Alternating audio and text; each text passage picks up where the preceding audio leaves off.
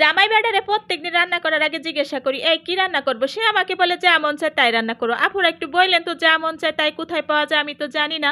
তো hello everyone, কেমন আছেন সবাই? আশা করি অনেক ভালো আছেন। আমি আল্লাহর রহমতে অনেক ভালো আছি।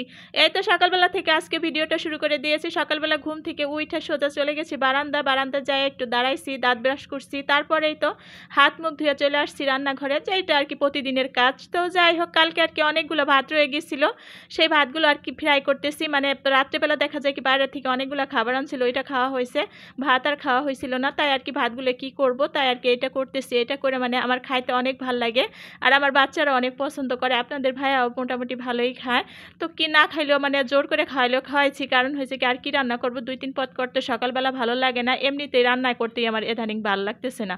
তো যাই হোক, নাস্তা করছি। তারপরে এই যে আপনাদের ভাইয়ের তো প্রতিদিনই বাণিজ্য মেলায় ডিউটি ছিল, একদিনও আমি যাই না, আমাকে কিন্তু প্রতিদিনই বলছে যাওয়ার জন্য, একদিনও যায় নাই। তো সেই টুকটাক এই যে কী নিয়ে আসছে, এই দেখুন একটা টেকলি নিয়ে আসছে, 2টা ফলের ঝুড়ি নিয়ে আসছে, আর এই যে আমি বলছি প্লেট আনতে নিয়ে আসছে বাটি, কি বেটা মানুষের কাজ আর কি। যা আর 4 কাপ আমার বাসা যেগুলো আছে ওইগুলো বিক্রি করলে মনে হয় ভালো হয়, সে একটা 4 কাপ নিয়ে আসছে।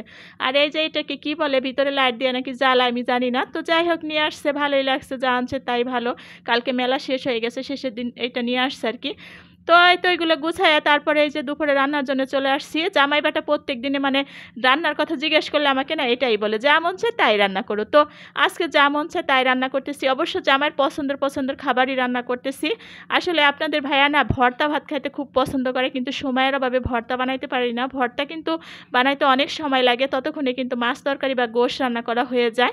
তো সাথে বেগুনও ভাজছি, প্রথমেই তো বেগুনটাই ভেজে নিতেছি, বেগুন ডাল আর হয়েছে আজকে কয়েক পদের ভর্তা করছি। এটা দিয়ে কিন্তু ভাত খেতে খুবই ভালো লাগছে। প্রতি শুক্রবারে কিন্তু বিভিন্ন রকমের মানে দেখা যায় মাছ মাংসই বেশি খাওয়া হয়, কিন্তু এইবার শুক্রবারে না একটু অন্যরকমই করলাম। তো যাই হোক, ভর্তা দিয়ে ভাত কিন্তু অনেক ভালো খাইছে, আপনাদের ভাইয়া অনেক খুশি হয়েছে বানাইছি পরে। ভিডিওটা অবশ্য কালকে মানে সময়ের অভাবে এডিট করতে পারছিলাম না, এই জন্য আর কি দিতেও পারি নাই। তো যাই হোক, এই যে ভর্তা করার জন্য আগে পেঁয়াজ মরিচ রসুন একসাথে করে ভেজে নিতেছি, বারবার করে ভাজতে সময় লাগবে তাই। এই তো আমার ভাজা হয়ে গেছে। আর ভর্তার পেঁয়াজ মরিচ রসুনগুলো না আমি একটু হালকাই ভাজি, তাহলে একটু ভর্তা লাগে, আর তা না হলে মনে হয় কি ফোড়ন একটা গন্ধ হয়। তো সবার পছন্দ তো এক না, আমি এইভাবে করি আর কি। তো যাই হোক, এই যে চিংড়ি ভর্তা করব, চিংড়ি মাছগুলো ভেজে নিলাম। আর এই চিংড়িগুলো না অনেক ঝুরি চিংড়ি, মানে ভর্তা ছাড়া কিছু খাওয়াই যায় না এগুলো দিয়া। তো চিংড়িগুলো মানে ওই পাশে বসিয়ে দিয়ে তারপর এই যে কালিজিরা ভেজে নিতেছি, কালিজিরা ভাইজা তারপর আবার বাদাম ভাজতেছি। আসলে অনেক পদের ভর্তা করার ইচ্ছা ছিল, কিন্তু আপনাদের ভাইয়ার আবার 12টা যাইতে হবে ডিউটি, এই জন্য আর বিভিন্ন রকমের করতে পারি না। 3 পদের ভর্তা করছি, সাথে বেগুন ভাজা, আর এই তো ডাল রান্না করছি। আর ডালটা আজকে হলুদ ছাড়া রান্না করেছি, যেহেতু ভর্তা দিয়ে খাবো, হলুদ ছাড়া ডাল কিন্তু এভাবে খেতে খুবই ভালো লাগে। তো এই যে খেতে বসে গেছে। তো আজকের ভিডিওটা এই পর্যন্ত, আল্লাহ হাফেজ।